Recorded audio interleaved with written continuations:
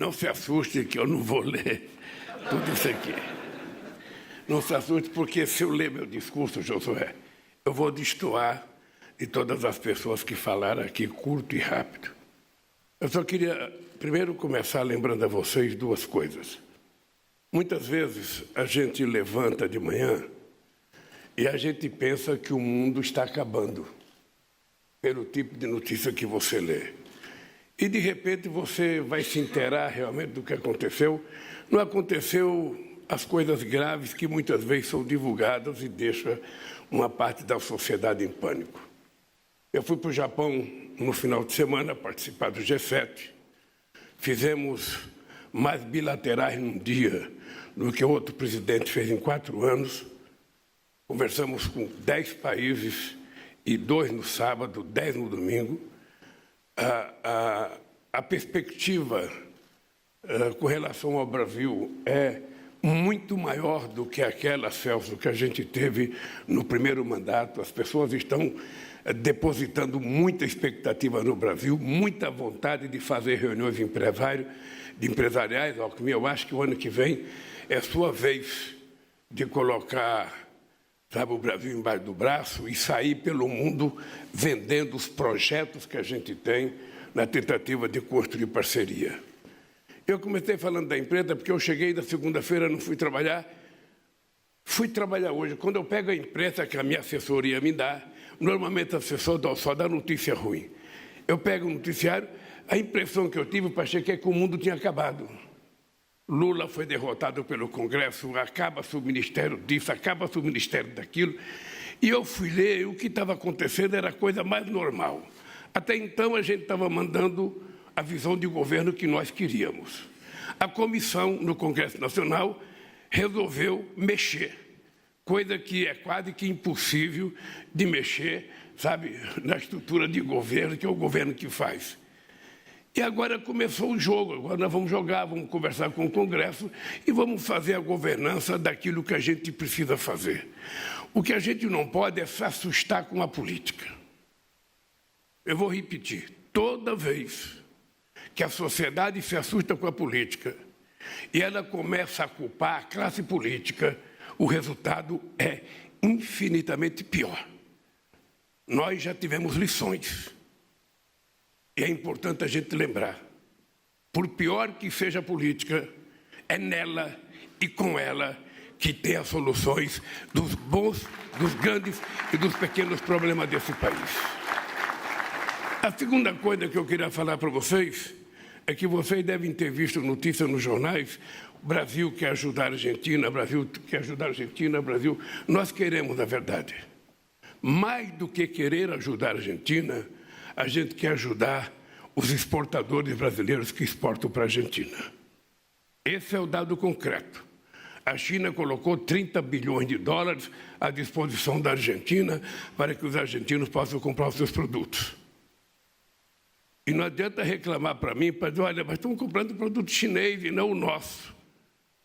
Nós precisamos saber o que nós vamos fazer para dar garantia aos nossos exportadores. Essa é uma conversa que o Haddad vai ter que fazer. Nós estamos conversando, inclusive, com os BRICS, para ver se os BRICS ajudam a gente a ajudar, porque interessa também garantir que o nosso mercado continue exportando bem e cada vez mais para a Argentina.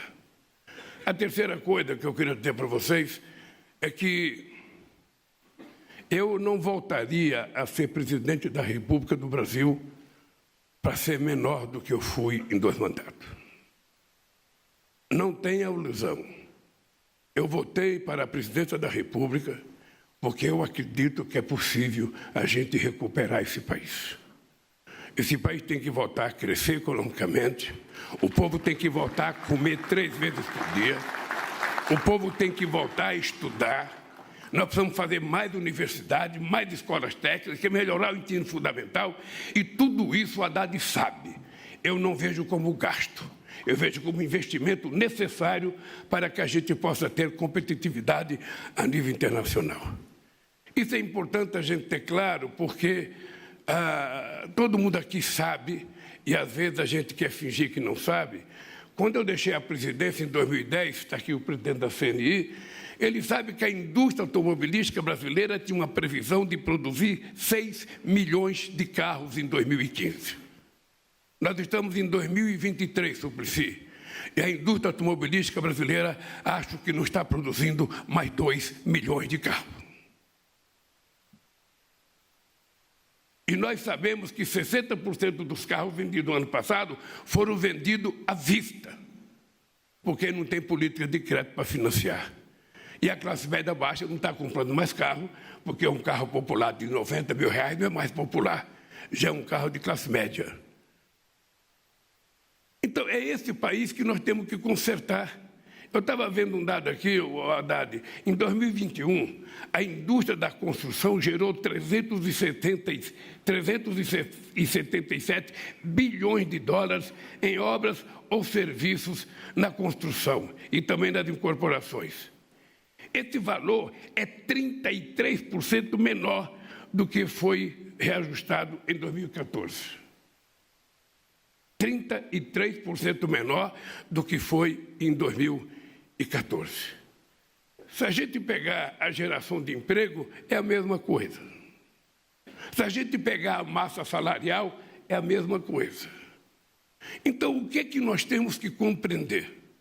É que nós precisamos fazer uma política industrial, como diria o Celso Amorim, ativa e altiva, uma política industrial competitiva, moderna, que leve em conta os avanços tecnológicos, que leve em conta a necessidade dessa transição energética que tanto falamos, que leve em conta tudo que é novidade, mas que leve em conta se o nosso querido Mário Henrique, o Roberto Silva, dizia que para ter um país forte é preciso ter indústria forte, é preciso saber que para ter um país forte, para ter indústria forte, é preciso ter trabalhadores fortes, ganhando um salário justo e podendo ser consumidor das coisas que ele produz. A terceira coisa que eu queria falar para vocês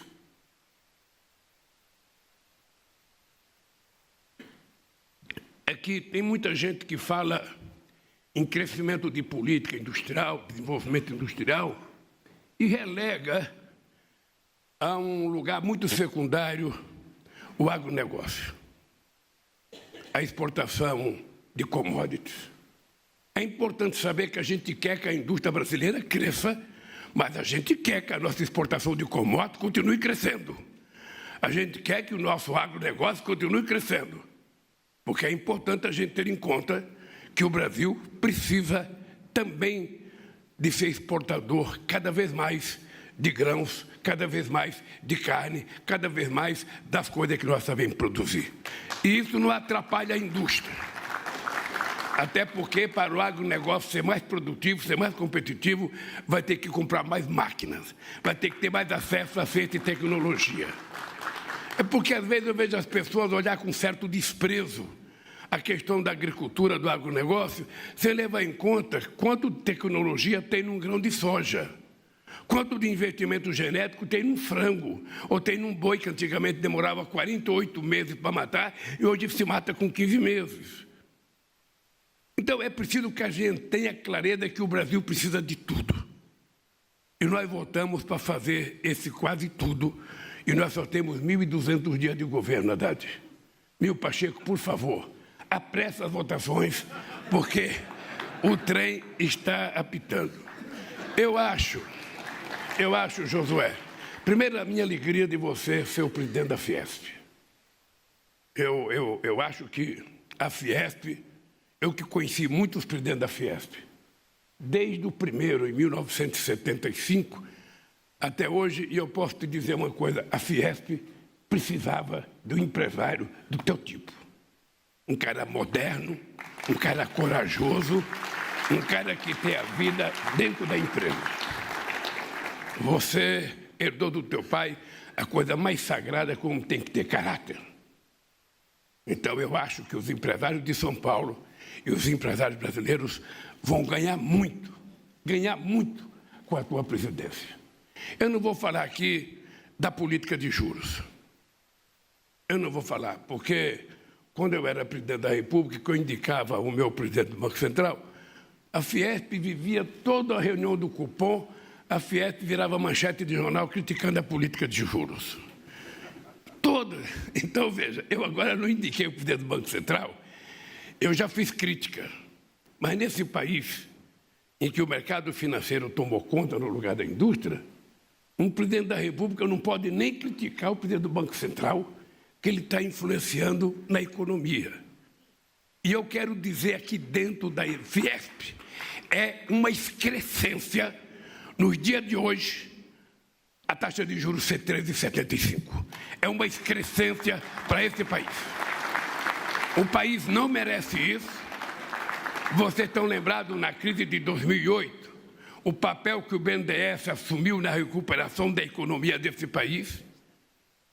Naquele período, enquanto o mundo desenvolvido, Josué, gerou 100 milhões de desempregados, esse país gerou 22 milhões de empregos com carteira profissional assinada.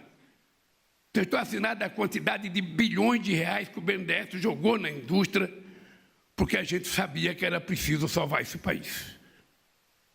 E a gente sabia que um banco público do tamanho do BNDES, um banco como o Banco do Brasil, como a Caixa Econômica, sabe, tem que colocar dinheiro no mercado para o dinheiro girar. Como é que a gente vai fazer sobreviver o pequeno e médio empresário se não tiver crédito? Como é que o empresário vai poder chegar no BNDES e pagar 18% de juros para fazer o quê? Ele está, na verdade, comprando um atestado de óbito. Ele não está fazendo um empréstimo. E vocês tratem de ficar atentos, Josué. Tratem de ficar atentos. Nós estamos próximos a tentar começar a conversar com a União Europeia, o acordo Mercosul-União Europeia.